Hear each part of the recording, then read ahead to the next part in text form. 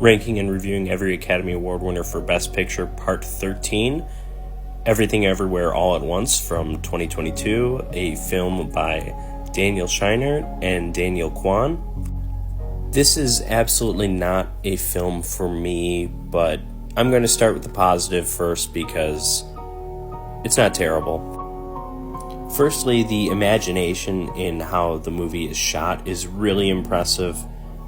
The direction is solid.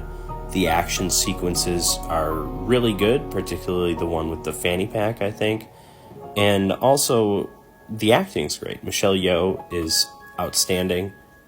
And of course, there's a good human story here about a mother struggling to accept her gay daughter and also the daughter struggling to deal with that. On to the negative, where I'll have plenty to say as well. We'll start with minor kind of nitpicky points in that I fear that we will have children and grandchildren that know Michelle Yeoh from Everything Everywhere All at Once and Crazy Rich Asians rather than from Super Cop and Crouching Tiger, Hidden Dragon. And I think that's a problem. And also, Academy Award for Best Supporting Actress to Jamie Lee Curtis for this? I mean, I guess this is just what happens when you don't give it to her for A Fish Called Wanda. You end up having to give her some kind of legacy win 30 years later that's completely undeserved.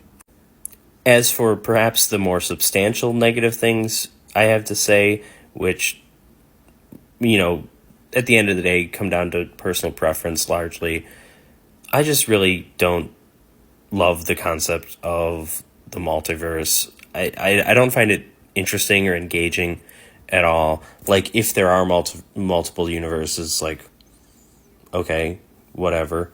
But then even just how it's handled in this film on a script level, the idea that there are an infinite number of universes where seemingly anything could happen, and yet, in so many ways, we have little variations of the same exact things happening. Like, ironically, there's like a lack of imagination in that, in my opinion. And while there is an interesting, compelling human drama here, I do think the weird sci-fi multiverse elements work to distract from that rather than kind of build it up. I think this is a minority opinion since so many people love this movie, but that's certainly how I feel. So yeah, definitely not my favorite and not that close to it. But as you see here, it's not the worst either. So it's got that going for it, for whatever that's worth. Congratulations, Everything Everywhere All at Once. You somewhat earned the approval from me, some guy in his 30s who does a podcast with very few listeners.